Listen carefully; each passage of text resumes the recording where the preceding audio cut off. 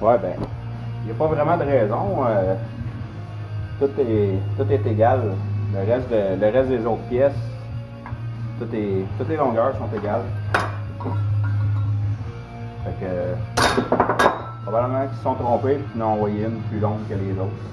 On va pouvoir la couper. J'espère juste que c'est filé assez profond.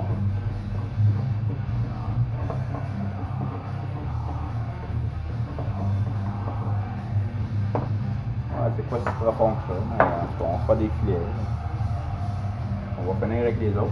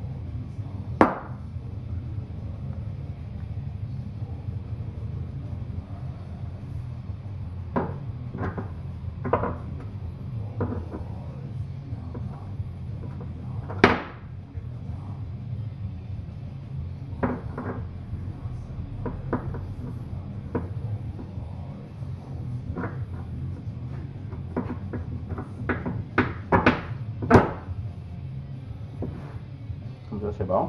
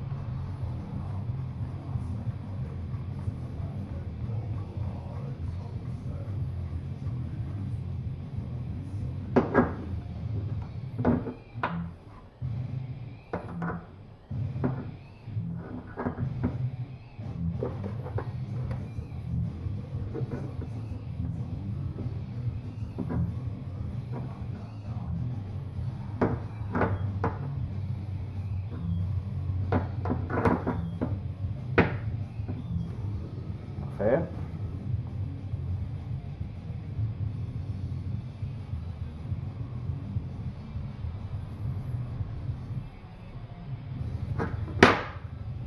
Je vais arranger l'autre et puis on va revenir là tout après. Finalement, j'ai coupé le tuyau puis on a refait des filets dedans avec un tap dans le tuyau. Ça a bien fait la job. Un coup qu'on a fait ça, on attend pour assembler le morceau qui va tenir le différentiel comme tel. La seule chose, c'est qu'on va faire modifier la courbe ici. Là. Ça fait pas pour le différentiel qu'on a, fait que on va couper ça.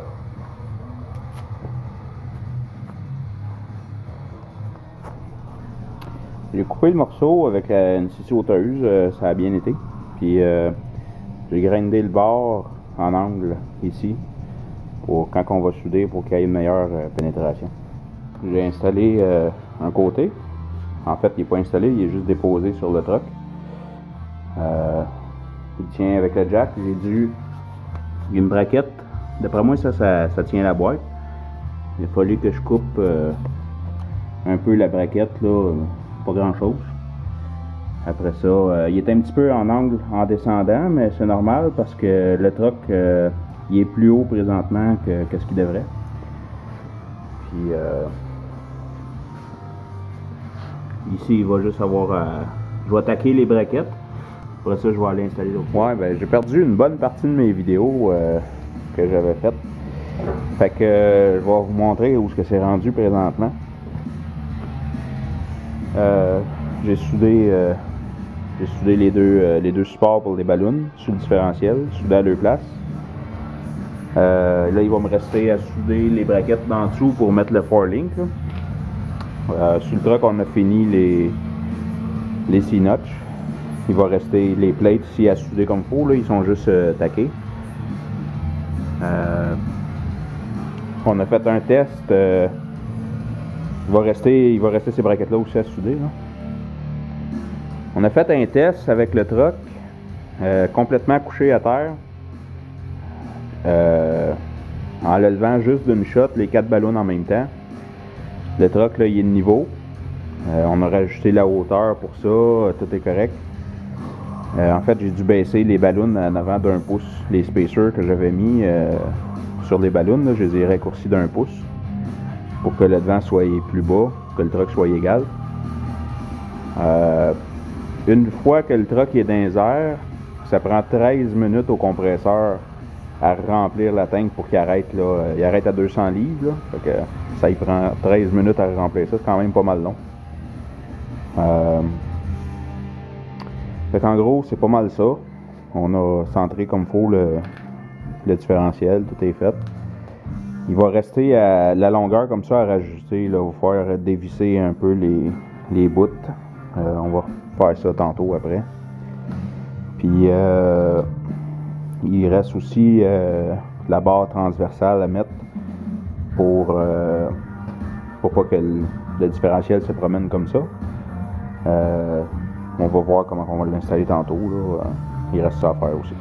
J'ai fait une braquette pour la barre qui va tenir le différentiel latéralement. Hein. Ça, c'est juste des morceaux 45 avec l'attachement pour le tuyau qui est ici.